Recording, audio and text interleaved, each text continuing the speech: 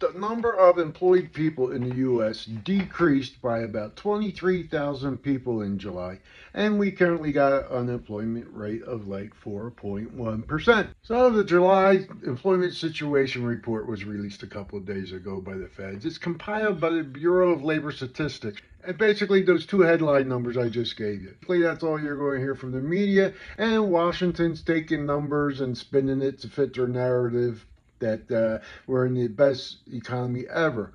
But doing a little deep dive into the numbers, their own numbers, reveal something quite different. First, we currently have like 162.8 million people with jobs in America right now. That's an increase of 458,000 since Inauguration Day, and that calculates to like 0.3% increase over the 19 months that they've been in office. So that's kind of like saying it's flat. 0.3% growth rate? Come on. We have not had a growth rate that slow in employment since COVID. And before that, since the financial crisis around 2008 and 2009.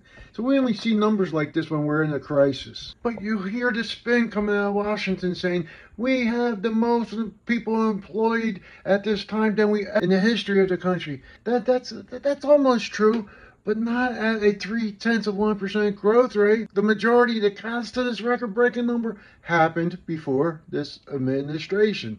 And they're just dicking along, adding 500,000 jobs in 19 months. That's nothing. Now, the Bureau of Labor Statistics also reported that for July, we have an unemployment rate of like 4.1, 4.2%, right?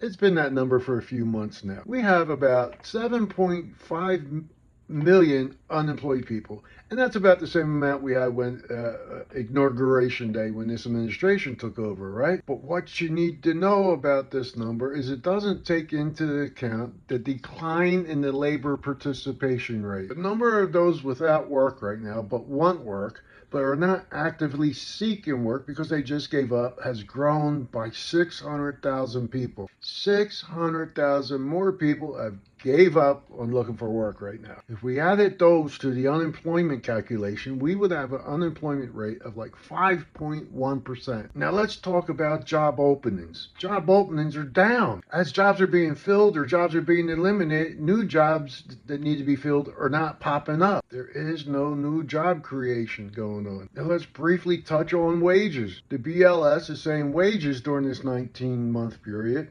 the per hourly rate, yeah, that's increased a little bit. It's increased like, where the fuck's that number? It's at 37.42 right now. It was 36 when the administration started 19 months ago, all right? So it's like a $1.72 increase, or put in percent terms, 4.13% over 19 months. But in those same 19 months, prices have risen 5.1%.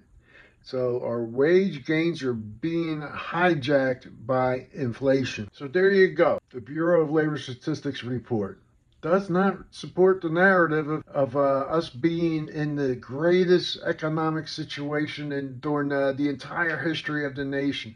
But you know what? This is just one indicator. Now you decide.